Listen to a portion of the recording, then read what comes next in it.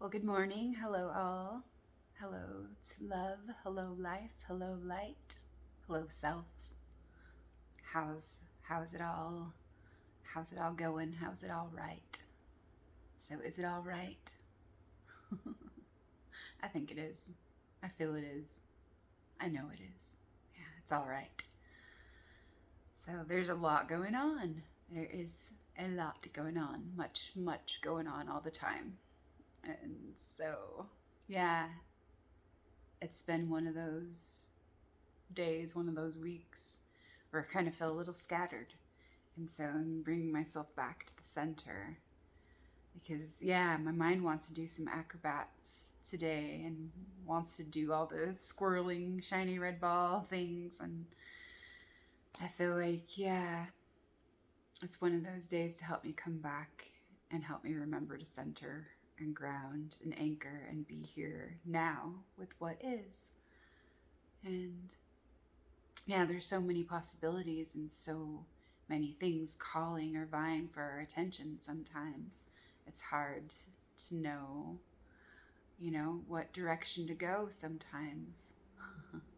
And so it's good to remember, like, to come back to center and to be here now, surrender and allow and listen and open to be and receive all that's now, all that's here now and available now. And so, yeah, there's a lot like that wants to come in, that wants to be expressed, that wants to be known and shared and expressed today. So, I flipped open my book, The Sacred Art of Listening, today, and to chapter 16, Delving Deeper, Listening for Insight. But just now I opened it to 39, Being Yourself, Listening with Authenticity. So I want to share both of those. Let's read 39 since I just opened that now. As we learn to listen more completely, we may find ourselves noticing that there are a lot of people in our lives who could learn to listen better. The sacred art of listening is an individual journey, so each person enters and learns at his or her own pace and desire. Until a person is ready, what we can do is listen from our own hearts with no expectation that he or she will then listen to us in return. This simple act of letting go often opens the door for a subtle shift in your relationship, which then translates into deeper communication. Just as marriage experts explain that the worst thing we can do to our partner in conversation is to try and solve all of his or her problems, so too in every listening relationship it is wise to avoid presumptions. We demonstrate that we care when we are content to just listen. The quality of our listening does more to impact the relationship than anything we can do or say. Listen. A mutually enriching conversation, a true dialogue, is more about being oneself and being present with another, being open to some new understanding than it is about doing it right. When we cannot honestly be ourselves with another person, we cannot really listen. In my consultations with people through the Listening Center, I have heard firsthand the many rewards of learning to feel comfortable being ourselves in conversation. Each person reports that they listen to people more openly when they practice this way. So, the rewards of learning to feel comfortable being ourselves in conversation. Each person reports that they listen to people more openly when they practice this way. One woman reported that when she's authentically being herself, she finds that she better appreciates others for being who they are rather than trying to make them into her idea of who they should be. Another friend described an incident that happened when her employer was downsizing and a number of employees were being terminated. The company offered a severance package that did not seem fair to her. She said that her experience of practicing this principle of good dialogue gave her the tools to speak out without attacking anyone. The company officers were so impressed with what she had said that they met with her privately, and the final package was changed for everyone. When we remember to practice the simple art of being ourselves, we listen to others with the wisdom of our true hearts. In all of your relationships, keep asking yourself, am I listening with my authentic self? Listening is called a spiritual practice because it requires daily attention. We practice to build other capacities like love, hope, and faith, and we don't ever reach a point where we can stop practicing. There is no upper tier, no graduation from the sacred art of listening. Our authentic self listens with wisdom. I like that. Being yourself, listening with authenticity. So, rewards of learning to feel comfortable being ourselves in conversation. A mutually enriching conversation, a true dialogue, is more about being oneself and being present with another, being open to some new understanding, than it is about doing it right. That's interesting. I think I will take that one to heart. So the quality of our listening does more to impact the relationship than anything that we can do or say. So just the simple act of listening, or being willing to listen with authenticity. It's interesting. I'm going to tuck that one away to contemplate. All right, so chapter 16, delving deeper, listening for insight. I consciously choose to be quiet and ask myself what wants to be said next. The word is born in silence, and silence is the deepest response to the word. These words from Catholic priest Henry Nouwen suggest that talking begins in silence, allowing us time to reflect. It is all too easy to say the first thing that comes to mind rather than to look more deeply to see what is in the heart. Consciously being quiet and asking what wants to be said next is a discipline that yields wonderful fruit. The same is true of listening. Reflection is important for both the speaker and the listener. As a speaker, I take a moment to look inside to see what really wants to be said from my center. As a listener, I am present with the speaker and, in the silence, ask what wants to be heard. I am reminded of the Quaker saying, "It is a sin to speak if you're not moved to speak. It is also a sin not to speak if you're moved to speak." I like to ask clarifying questions, but be mindful. What sometimes appears to be a clarifying question is actually a subtle tactic for moving one's own agenda. For example, the question, "Don't you think that?" is rarely genuine. It is not a question that moves toward clarifying the ideas of the other person. The purpose of a clarifying question should be to lead to new levels of mutual understanding, to gain insight and perspective, not to confirm an already established opinion. We need to be watchful with our assumptions. When someone speaks and we are not sure how to respond or react, we need to look at our assumptions and how we are listening. Sometimes we notice that we are no longer listening to understand the other, but are listening for agreement or debate. Sometimes we are assuming things about the other that are not so. When we remember that another's beliefs are as valid for him or her as ours are for us, insight opens. When we remember that another's beliefs are as valid for him or her as ours are for us, insight opens. So listening for insight.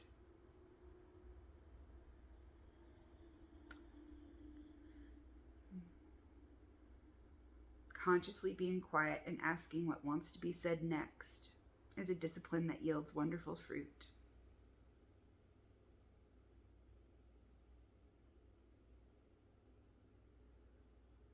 As a listener, I am present with the speaker and, in the silence, ask what wants to be heard. Listening for insight.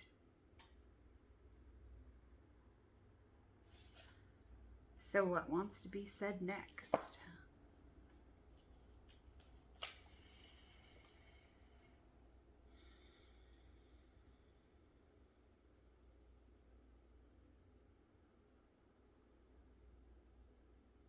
Love wants to be heard. Yes. Love wants to speak. So I invite love to speak. And I invite love to be heard. I invite love to listen. I invite love to be authentic and present. I invite love to listen, respond, and connect, to express, to hear, and to feel, to be present. I invite love to listen, to be present, to be heard, to be shared and expressed. So that's interesting. What wants to be said next? You are worthy. I am worthy. We are worthy. We are worthy of this love that we are, of this love that we need, of this love that we dream, of this love that we feel, of this love that we be. We are worthy. We are worthy in all our ways, through all our ways of being, through all ways. So, yeah, I've been listening and I've been resting and, yeah, in a way, disconnecting so that I can more fully connect. And so I've been taking the time for myself lately to contemplate, to be present, and to reflect on, my desires, on my needs, on my well-being, on how I'm feeling, on what I'm feeling, on what I feel like I need. And just watching, observing, witnessing, watching this whole story play out in a lot of ways. And on the inner stage and seeing on the outer stage, but I have withdrawn a little bit from looking outward. I'm more looking inward lately. And in certain ways I feel like just stepping back's been a little bit difficult, and I've been questioning my motives in certain ways because I have felt a little bit depressed. I've felt some feelings of depression come up the last couple weeks, but I don't know if I don't feel all of that's mine. I feel like I'm picking it up from other people who are connected to me, and just kind of the general feeling sometimes that gets felt and kind of processed through during the winter, just that seasonal affective disorder in certain ways sometimes, where we're kind of feeling restless, anxious, wound up a little bit, and those kinds of things in those kinds of ways, and kind of feeling aimless in certain ways, want to put my energy into something but not exactly sure what direction to go sometimes, and where where to be and how to be sometimes. And it's kind of funny how sometimes we forget and then we remember. So just been resting a lot though, and wondering too, is this a part of avoidance? Am I avoiding something, or is it just a natural part of my cyclic rhythm that just wants to be honored and wants to be allowed? And a lot of it, some of my resistance to letting myself be sometimes, there's something there, where sometimes I feel like I have to do something, need to be productive or need to do some kind of work in order to show my worth or my value or whatever that is. And it's just being rather than doing.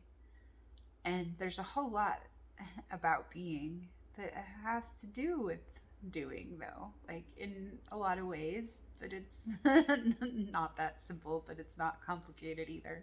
So it's kind of funny how we can trip ourselves up in so many ways, through overthinking. And there is a lot to be said for taking action when we're inspired to do so, because that's a part of being, making room and making space, creating a space for inspired actions to come through. So that's interesting. I just wanted to share a few things that have come up for me in the last week or so, and just some interesting things I'm reading and that relate, and yeah, some things that I've been working with, playing with, and like expressing and sharing and inviting and just writing out, writing it all out, letting it play out. So I wrote this on the 9th. Sleeping, resting, surrendering, letting it play out, letting it be, letting it play out in its own silly ways, trusting divine timing and responsibility. Participation, faith, and showing up to receive. I matter. I release and let go. I show up. I am worthy. I am that. I am. I decide my story. I am safe. I am protected. I am enough. We are enough. Love is enough. Life is enough. I am worthy. I am love, and love is me. I am worthy of this love that I need. This peace I need is me. This peace is one with me. God's love and purity. Love, magic, beauty. Tree of life and roots and crown. The light, she is rising. The sun is rising. Her light is shining. Love is rising. Rise and shine. 1/9/21. And so I had written down some new moon intentions for January 10th. And I was like just kind of asking myself some questions. Feeling like I'm up and down and all around on the wheel, riding it, or am I centered? Remember and recenter. Interesting themes and mental screens, mental scenes and screens, emerging and submerging. Apathy, anger, or avoidance, bypassing or neutralizing, noticing, recognizing, observing, and realizing, slowing down, pausing, breathing, recentering. I caught myself almost fired up today, LOL, about what I perceived to be apathy or avoidance or an inability to face and confront what we need to see or become more aware of for personal mastery and sovereignty. Are people going to be so numbed out and in denial about things that they don't understand or won't be able to realize or see a real threat from an imagined danger, or be able to distinguish one from the other, or even may not be able to take in one more thing? After so much disclosure in such a short amount of time, a PTSD kind of thing after being terrified almost a whole year from the narcissistic fear-mongering crusades of celeb media programs and their scripts of doom and gloom and, death and disease. So with the gaslighting and guilt tripping, entitlement sob stories being played out and encouraged by the media slaves, people are going to feel pretty lost, I believe. So please help us to have, hold, share, feel, offer compassion for all of this destruction and distraction, the collapse of the old structures and systems, the shock and awe of awakening and all that may bring. And so, just trying to work out some of my own things and just look at some things about maybe what I'm worried about or what I'm anticipating or my expectations that I've had, and or my preferences and prejudices in certain ways of how I would like things to unfold or how I'd like things to go, how I'd like things to seem or be,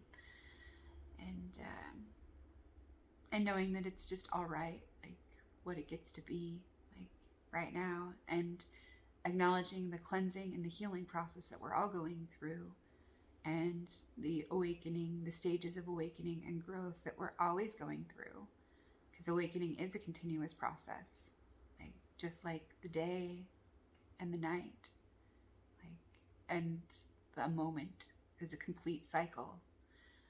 Taking a breath, the in and the out breath, that's complete cycle. And we go through so many different cycles and stages and phases of growth and awakening. And so, the phase and the stage that we're in may be different than, what our partner's in, or what our best friend's in, or what our family may be going through, But yeah, I'm sure we can all relate in so many ways to like what it feels like, you know, and the fear of the unknown and being in transition and the pain sometimes of saying goodbye and letting go of the old and the excitement and the celebration and yeah, ushering in, coaxing in the new and welcoming in the new, celebrating like all that's being given, all that's being offered, all that's being renewed. So, yeah, was looking at the new moon last time, I think, during my video.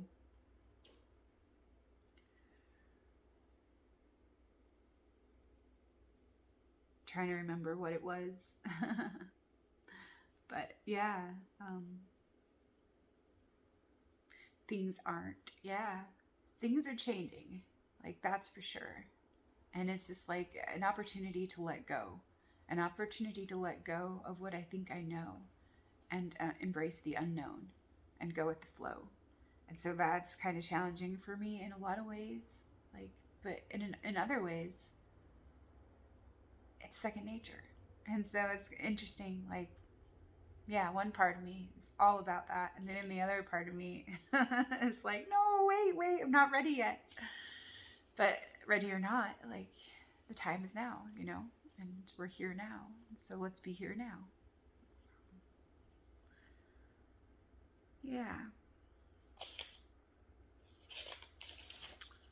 So let's see what wants to be said and what wants to be known and what wants to be heard today. So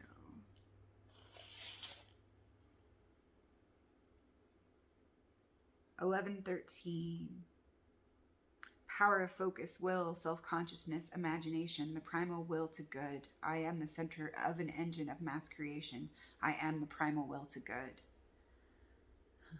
Imagine and envision. Crystallize, magnetize, quantumize, and realize. Welcome and invite. Focus and ignite. Faith and perseverance. Self-reliance. Resources. Discipline and focus. Willingness. Receptive. Trust. Wonder, awe, recognition, acknowledgement, gratitude, creativity, praise, thanks, joy, blessings, miracles manifesting, coming into being, compassion, empathy, acceptance, peace, inner standing, planting seeds, nurturing, attending, clearing, receiving, offering, sharing, giving, blessing. Love is who we are. Manifestation, let it be. Let it be fluid. Let it be easy. Let it be loving. Let it be joyful. Let it be free. Let it be full. Let it be creative. Let it be playful. Let it live. Let go of resistance and old beliefs and stories, myths, and false identities. Expressing, confessing, surrendering, letting go to be all this love I am. For me, we, she, thee, for all. For all I love. For all things. Man, some part of me just wants to go back to sleep or just rest, hibernate, and take it easy. So what do I get to release, allow, and let go of? What do I get to reclaim? What do I get to receive and offer to me? What do I get to choose for my well-being? What is my love asking me? What is love asking for? Inclusivity. What love is asking for inclusivity. I've been feeling a little tired and maybe a little bit overwhelmed. I know the energies and emotions of the collective are intense and running high, or feel a little frantic.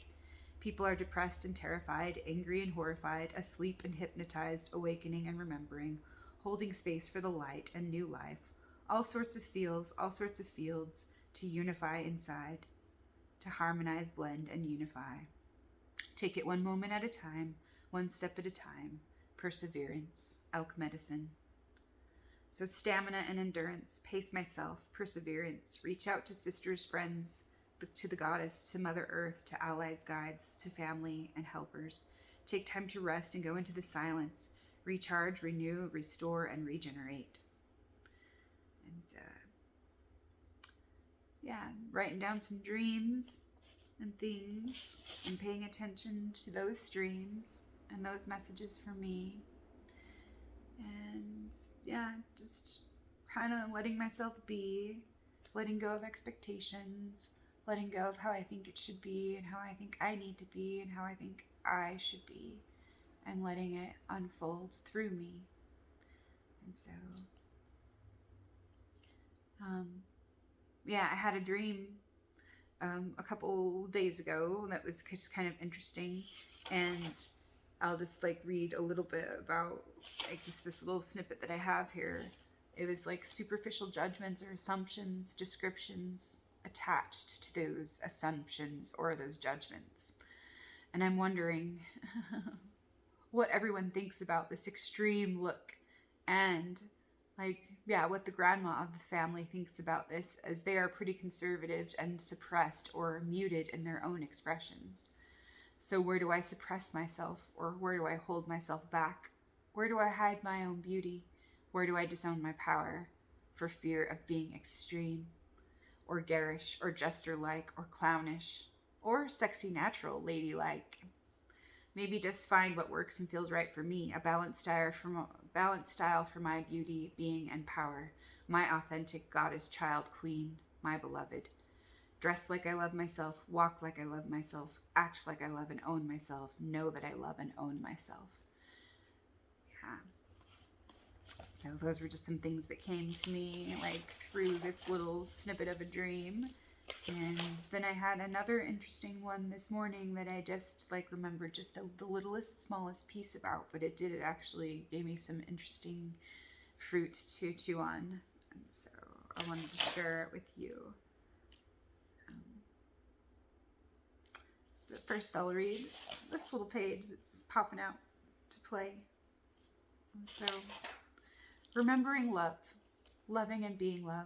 All we really ever wanted was to love and be loved, to share love and be loved, beloved to love, for love and through love, remembering through the arts of feminine healing and divine union, alchemical marriage of soul, heart, mind, spirit.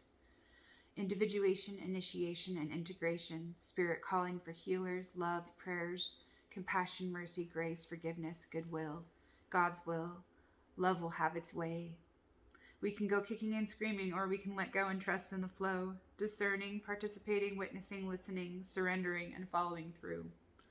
I am willing. I invite and bless, thank, celebrate, welcome, praise, honor, make space, and surrender to be here and allow the whole, full, true new. It is an interesting and crazy time to be alive, aware, and well on this trippy-ass ride of change, transition, collapse, awakening, remembering who we are. It looks like a train wreck on the outside, lol. But we know better. We know what's happening, and yet we don't.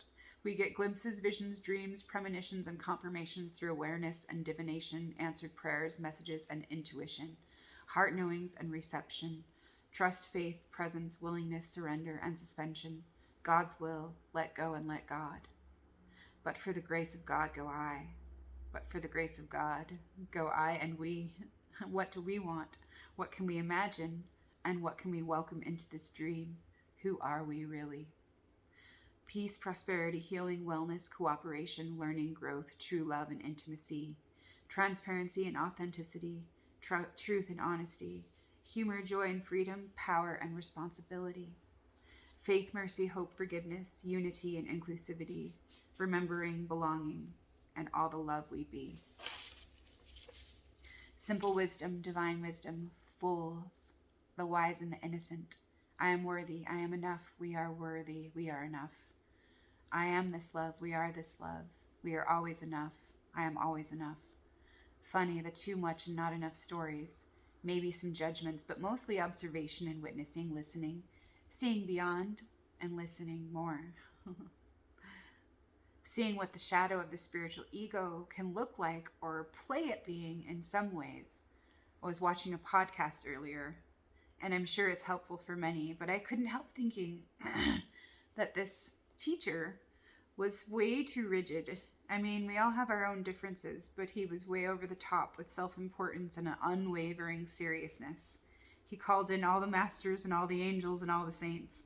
Funny, I don't know, it seemed like too much to me, like overacting or trying to prove something or forcing an image with a lot of energy or an agenda or an identity onto the screen. And that is interesting. And maybe just a lesson, a reflection, and a reminder about perception and our own blind spots, fears, lessons, desires, agendas, distortions, uh, pretensions, descriptions, awakenings, and stages of our growth. Oh, yeah, pretensions, stages of our growth and remembering. Yeah. Love through all ways, love always. So, where am I getting in my own way? What can I choose to free my energy, to support and be supported, to hold and be held, to live and to be alive, to love and to be loved, to grow and to thrive, to be here now with what is, gratitude for all life is, and all that's yet to be. Allow to unfold and be realized and freed. All are free to be, so be. Love is free.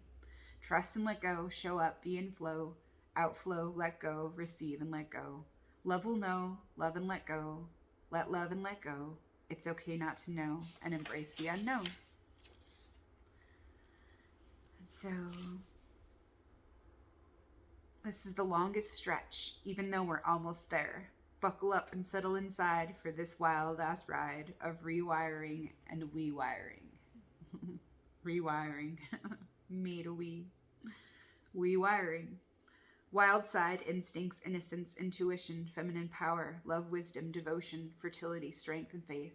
Wonder, awe, silence, listening, observation, discernment. Mother and child. Sisterhood, together, patience, trust, presence, compassion, mercy, humility, surrender. Watch for impulsiveness and control strategies or agendas, impatience, unconscious patterns, habits, repetitive routes of autopilot, or become aware and override the programs through observation and letting go.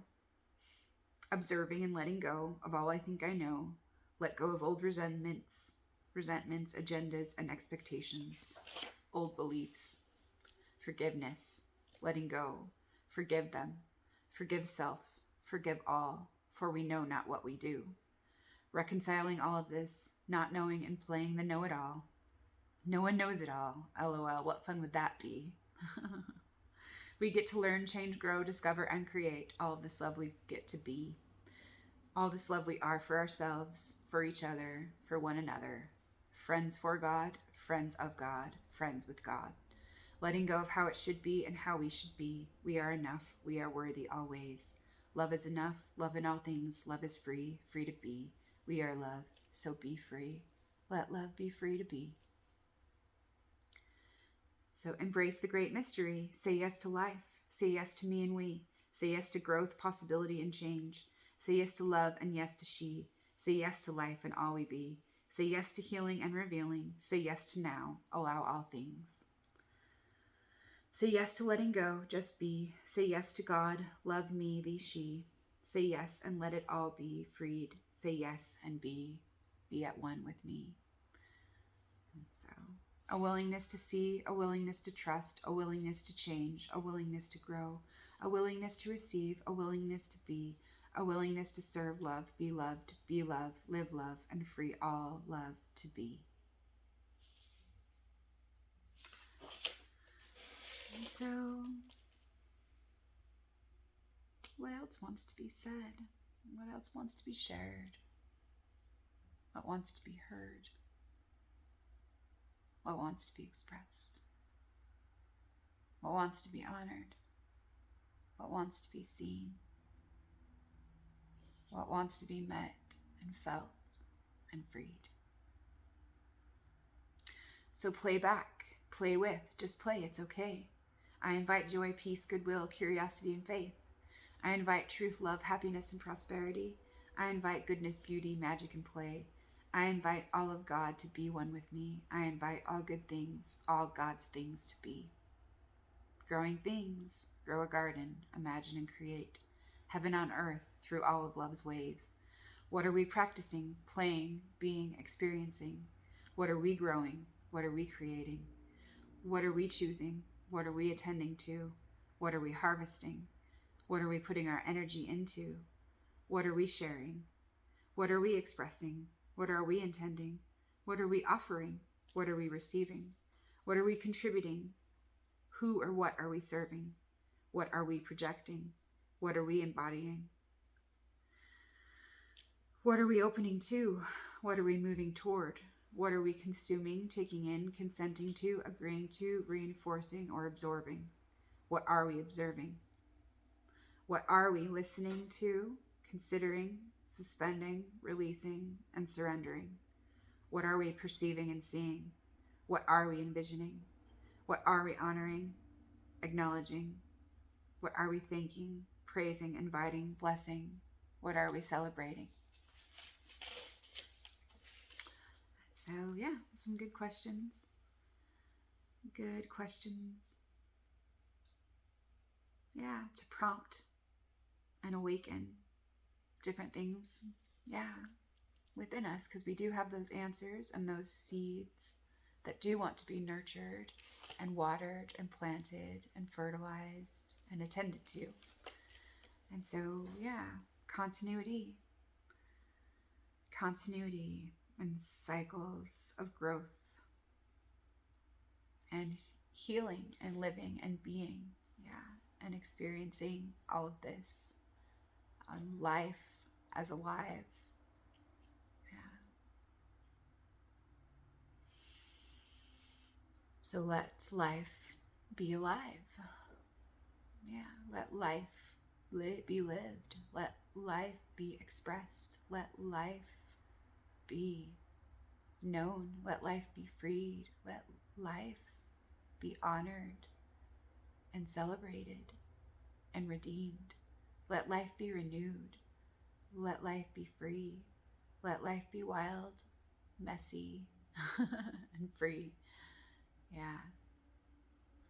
And that's, yeah, one of the things that's coming up for me today. The mess. It looks like a train wreck sometimes, but, some things are not what they seem from the apparent surface of things. And so sometimes we need to check our assumptions about things or our perceptions and how do we open to a wider perspective. Yeah. And those are some of the things I was writing about today. And so, and yesterday, a new way to see. So what is love asking me to see? What love is asking or presenting to me? So a new way to see through the window of truth and fullness, and step through the portal of her divine alchemy. Eagle medicine, vision, great spirit, lion of the skies, please help me see with the eye of my eyes, the heart of my heart, and the inner ear to hear her heart, to clear my mind, reclaim my mind, my connection to the great mind divine. Source, creation, creator, one love, one heart, one mind.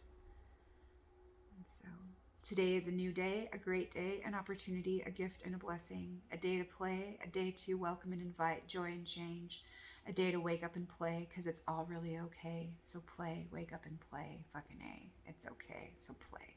Just play. Invite love to play.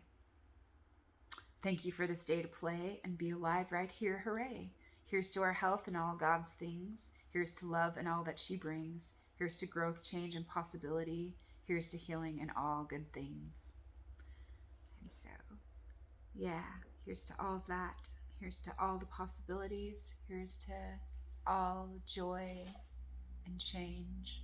Here's to all we can create, yeah, and manifest and experience.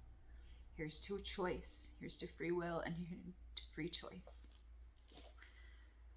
So what I was dreaming about this morning, so it was really an interesting, strange thing, as dreams are. And so there was this kind of creature where it looked like it was some kind of, yeah, interesting looking spider. And so I wrote, was it a spider? Some kind of strange spider that's hunting frogs or toads. And in my dream, it was like a Bufordus something, like the psychedelic toad. It inflates. Oh, so the spider is catching the toads, but it inflates it. Like it's like breathing air into it or some kind of, yeah, breath of life, which is strange. It inflates them to keep them up in the air, suspended from the ceiling. Two toads like balloons suspended from the middle or the corner of the room. Are they stunned or in stasis, or are they drained of life or drained of energy? So my question was, is this astral? Is this the astral plane? What is draining to my life force? Old habits, thoughts, beliefs, programs, roles, routines, old ways of operating, hiding, playing small, and old ways of relating. Avoidance, procrastination, distraction, blame, quote unquote, control, manipulation of the ego, mechanisms and strategies, domination. Not enough and too much, worth, value, and measuring, competition and comparison, control, old, limiting, rigid beliefs. So it's going to be a humdinger of a day. It feels like it anyway. What do I get to choose today? What do I get to contribute, experience, receive, offer, create, celebrate, and thank, appreciate, value, praise, acknowledge, share, embody? It seems like we all have stuff coming up to the surface, our biggest worries, fears, desires, doubts, dreams, and injuries, playing out on the inner and outer stages through this phase of our great awakening. Growth, change, and healing isn't always easy, smooth, or pretty. Let's look past or beyond the surface of or the appearance of things and look deeply within to see more clearly and fully, truly, and completely. How can we widen our own perspectives or open to new and wider perspectives, to seeing with wider vision and a unified, true lens what really is? What we're really seeing being played out there isn't what actually is, it's an act and the great illusion. And so, yeah, I was asking for help today. Yeah, not because I feel like super overwhelmed or anything. I'm actually feeling like pretty calm about things. But I know I do have like some resistance in like some things that are asking me to pay attention and just be here and be with what is. And so that's where listening comes in, and surrendering and letting go and opening and being willing to embrace the great unknown, to embrace the mystery, to let go of all I think I know, to let go of my agendas, to all of my old beliefs, to my expectations, my desires, and even my needs, to let go of all of it so that I can be here and I can observe and I can witness and I can listen and I can see all that I need to see and receive, like what my soul is asking me to open to receive. And so, yeah, it's just surrendering, it's spending and getting out of my own way. So, yeah, a couple animal companions and totems popped up to help me today. So I'm just going to read some of those off and then we'll see what else wants to be said. So, Crow popped up to help me today. I flipped open my medicine cards book and it, yeah, went straight to Crow. So I refreshed my memory on reading about Crow. And yeah, I'm sure Crow has some awesome lessons and some things in store for me this week. So Crow is all about natural law and about seeing, and it's about the light and the shadow, and about doubling and crossing the eyes, seeing with, through one eye and then seeing through the other eye. Yeah. And it's also about using my voice and calling the shots as I see them. And it's also about shape-shifting our situations. And like that's part of alchemy, like in transmutation. So frog, balance, cleansing, singing, clearing, and clarity. And like, yeah, looking at my feelings and like seeing where I might be waterlogged and just break out of routine and like remember to bask in the sun, catch some flies, and enjoy life. Yeah. Enjoy what's here and what's now, right now. There's nothing that really needs to be fixed or saved. It just wants to be met and to be allowed to be. Yeah. And so spider, of course, spider, weaving, creating life, death, life cycles, continuity and opportunities, linking the inner and the outer, the trickster, the creator, the fool, the great mother. Yeah.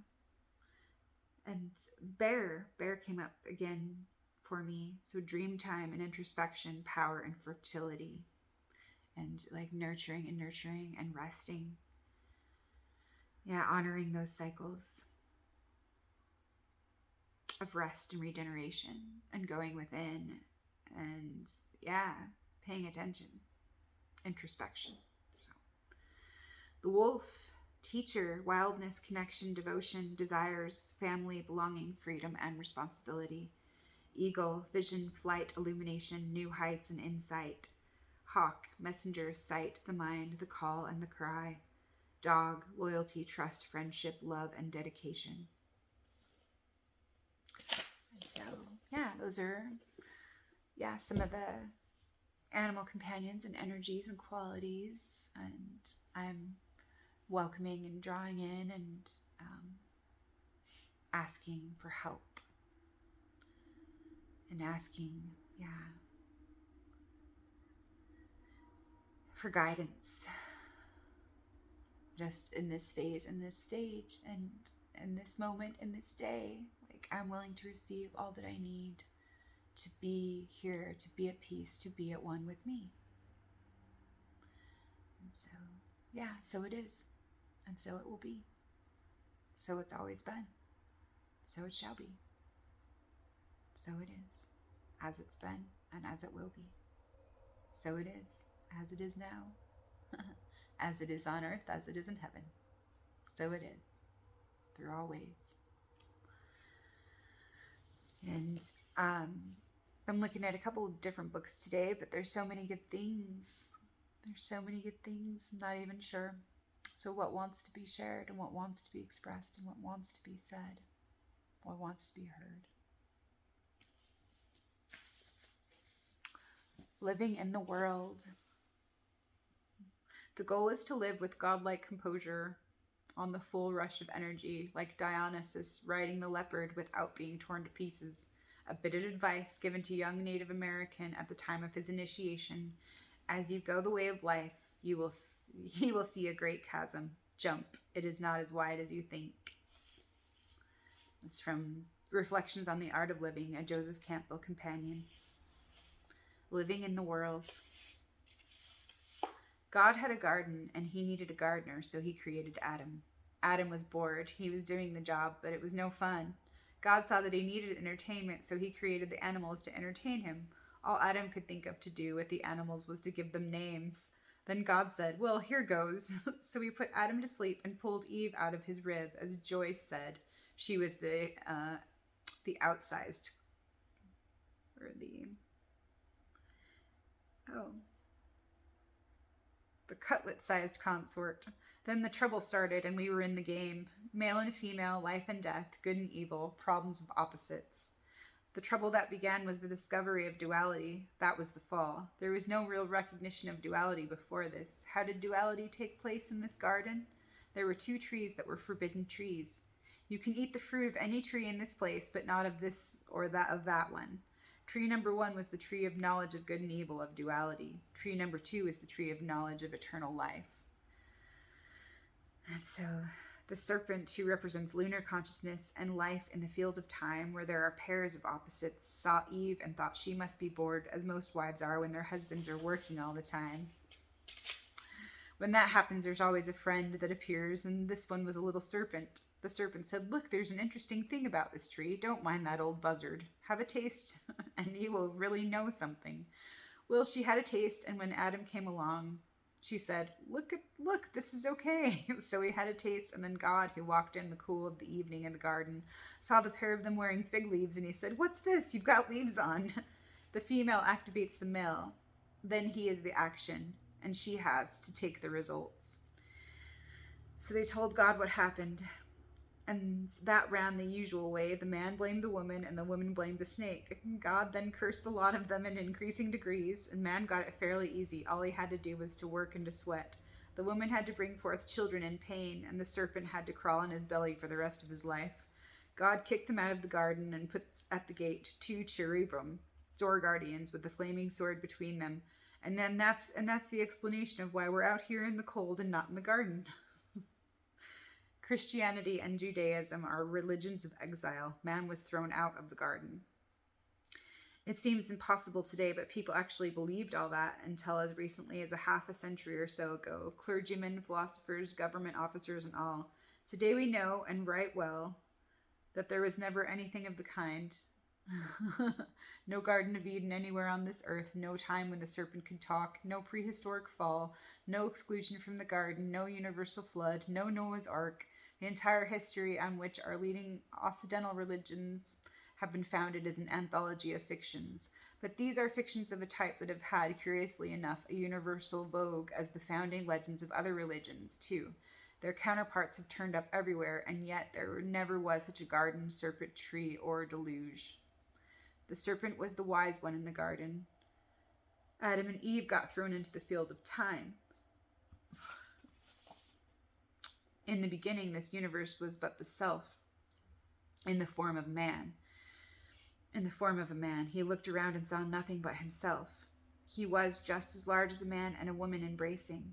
This self then divided himself into two parts, and with that there was a master and a mistress. Therefore, this body by itself, as the sage declares, is like half of a split pea, and that is why, indeed, this space is filled by a woman. He united with her, and from that mankind arose. She became a cow, he a bull, and he united with her. And from that cattle arose. She became a mare, he a stallion, she an ass, he a donkey, and he united with her. And from that solid-hoofed animals arose. She became a goat, he a buck, she became a sheep, and he a ram, and united with her. And from that goats and sheep arose. Thus he poured forth all pairing things down to the ants. That's from the Upanishads. Marriage is reconstruction of the androgyne.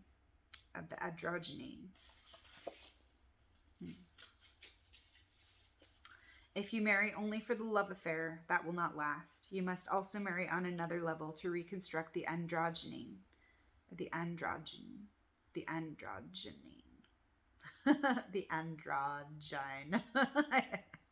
To make the perfect whole, male and female. When seeking your partner, if your intuition is a virtuous one, you will find him or her. If not, you'll keep finding the wrong person. That's funny. That's funny.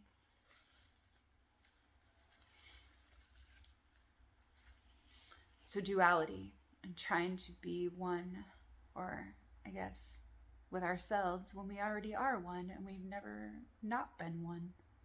But yeah, it's just kind of funny, the illusion that we're separate from each other and that, yeah, one is better and one is lesser than. And so, yeah, how can we unify that or bridge that gap or reconstruct or remember, remember who we are. Remember that we are the fullness. We are that wholeness. We're all of it. And so, yeah.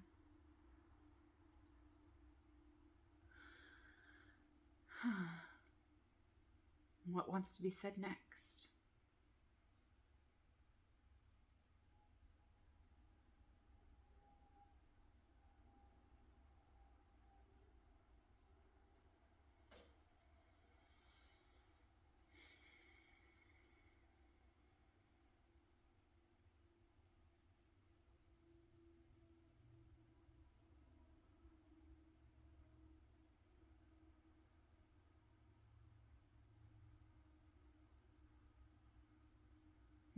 The word, comes from the silence.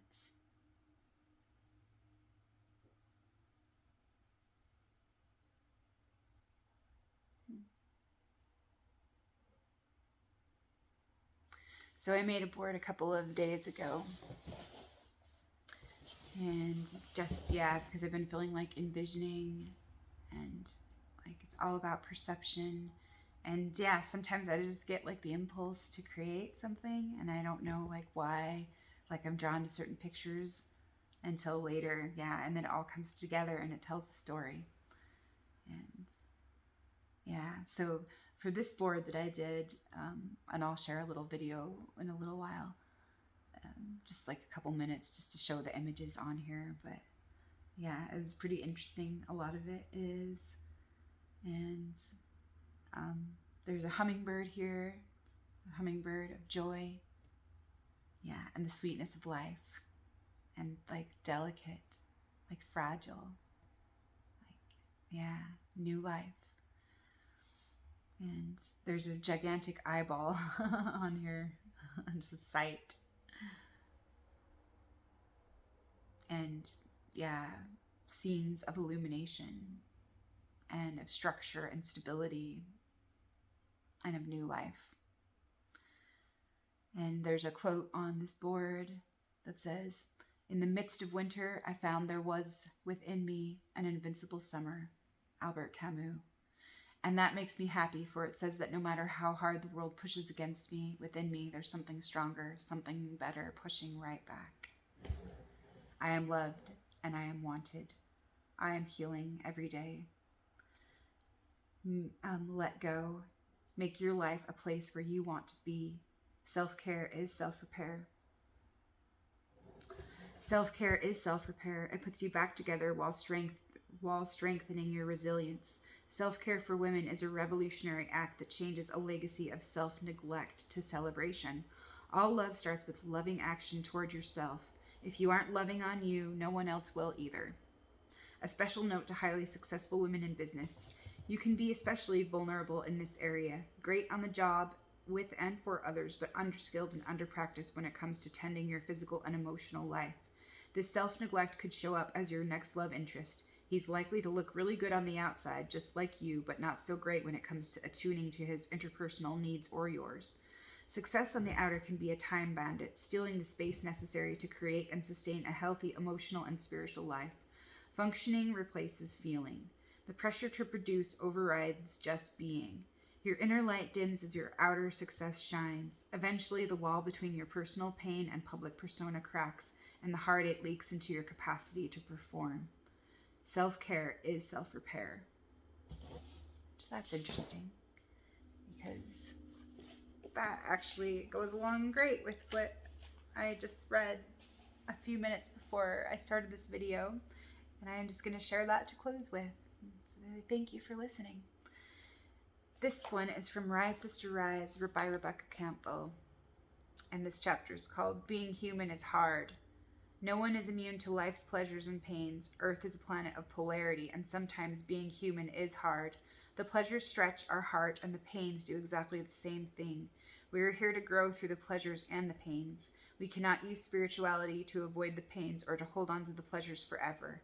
O cyclic nature of life, you get us every time. The more time you have spent in spirit form, the more difficult you may find being in a human body.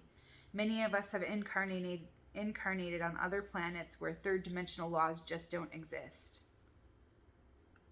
This is one reason why we may feel so heavy, uncomfortable, and trapped in our physical bodies, using food and other substances to check out or to keep ourselves grounded.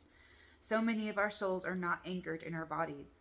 When we have our spiritual awakening, many get lost in the higher chakras, flying off into the cosmos, remembering that we are spirit.